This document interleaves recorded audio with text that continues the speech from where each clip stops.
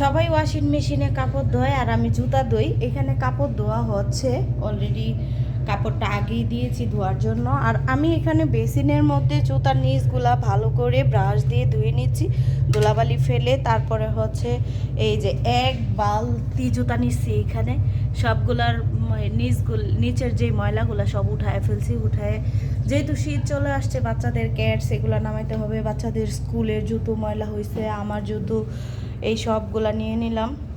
আর এক পোটলা জুতা ফেলছি, অনেকগুলা, মনে হয় যে 15-20 জোড়া জুতা ফেলে দেওয়া হয়েছে। আর আজকে আমি জুতার র্যাকটাও একটু গুছাই নিলাম, যেগুলো ধোয়ার সেগুলো ধুয়েছি। আর এইখানেও রয়েছে জুতা বাচ্চাদের আর আমাদের জুতা বিশেষ করে একটু বেশি, কারণ চারজন মানুষের জুতা অনেক। করো তুমি।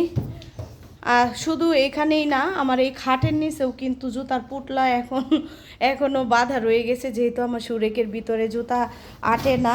আর এখানে ওভেন র্যাকের নিচেও কিন্তু আমি জুতার ইয়ার ভিতরে আমি আমার জুতাগুলো 1-2 জোড়া এখানে রাখা আছে। এই হইল অবস্থা। কত রাখা যায় বলেন? এত এত মানুষ, 4জন মানুষের মানে জুতা অনেক। আর বাচ্চাদের জুতা একটু লাগেই বেশি। আমার কাপড়টা ধোয়া হয়ে গেছে অলরেডি, যে এখন আমি হচ্ছে জুতাগুলা দিয়ে দিব। কাপড় ধোয়া শেষ, এখন হচ্ছে জুতা ধুই। আর ওয়াশিং মেশিনে আমি আরও একবার জুতা ধুইছি, মাশাল্লাহ। ওই ক্যাটসগুলা মানে হাতে যতটা না পরিষ্কার হয়, ইয়াতে কিন্তু অনেক পরিষ্কার হয়েছে।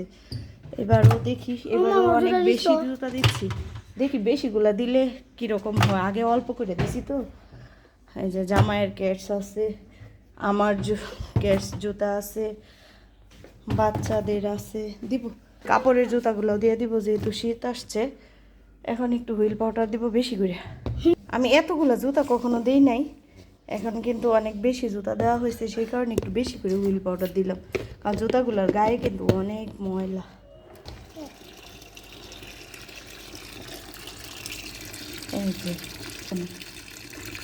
এই যে জুতা ওয়াশ করা হবে এখন। আটকায় দাও, হ্যাঁ, অনেকক্ষণ ধরে হোক। আর আমি অবশ্যই ধোয়ার পরে মানে শেয়ার করবো কীরকম পরিষ্কার হয়েছে। ওকে ওকে। আমার মেয়ে মাত্র ঘুম থেকে উঠছে, আর শুক্র শনিবারে সে এত ঘুমায়, কখনোই মানে করতে চায় না। এই যে দেখাই কয়টা বাজে, 12:30 বাজে। আজকে শনিবার, তাকে আমি ডাকি নাই, সে ইচ্ছা মতো করে ঘুমাইছে। আজকে স্কুল ছিল না, আজকে শনিবার না, স্কুল ছিল না। মাদ্রাসা খোলা, মাদ্রাসা বন্ধ না, মাদ্রাসায় যাবা। এখন আমি কাপড় নেড়ে দিই। এই স্লিপারটা ঘরে আনছি থেকে বারান্দায় ছিল। এক কিনারে খেলা করো, ওইখানে খেলা করো, মাঝখানে দিলে আমি বারান্দায় রেখে আসবো, আবার এখানে রেখে খেলা করো। দাঁড়াও, এবার আমার হাতগুলা ওয়াশ করে নিই, তারপরে হচ্ছে কাপড়গুলো নেড়ে দিব।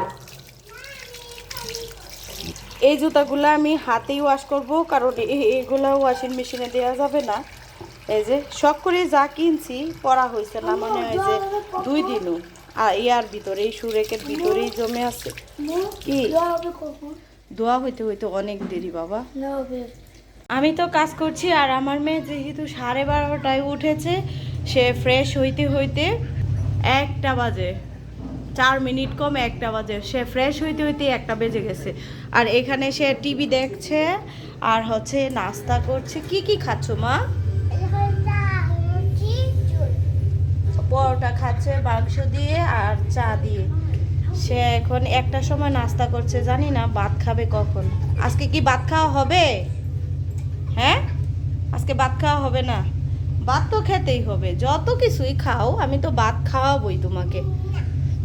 তুমি মাত্র 1টার সময় পরোটা খাচ্ছ, নাস্তা করছো, দুপুরের সকালের নাস্তা করছো না? আচ্ছা খাও, সবগুলা পরোটা খেয়ে ফেলো, ঠিক আছে? সে কিন্তু হচ্ছে দুধ চা দিয়েই পরোটাটা খাচ্ছে, আর মাংস একদমই নিচ্ছে না। আর এইখানে আমার জুতা ধুলাই করা হচ্ছে, যে জুতাটা দিয়েছি। তা আমিও অপেক্ষা করছি যে কতটুকু পরিষ্কার হয়, আপনাদের সাথে মানে শেয়ার করব কতটুকু পরিষ্কার হয়। হয়ে গেছি জুতো ধোয়া, তো দেখি কি অবস্থা। এই যে জুতো কিন্তু একদম সাদা কালার চলে আসছে। হ্যাঁ, এর অবস্থা দেখি। এই যে এগুলা কিন্তু হাতে এত পরিষ্কার হয় না, এই যে কিনারের যে বর্ডারগুলা, একদম সাদা ধবধবে হয়ে গেছে। এগুলা হাতে যতই ধন এতটা পরিষ্কার করা সম্ভব না। আমি কিন্তু এটা আরও হাতে ধুয়েছি, দেখছি যে কি অবস্থা।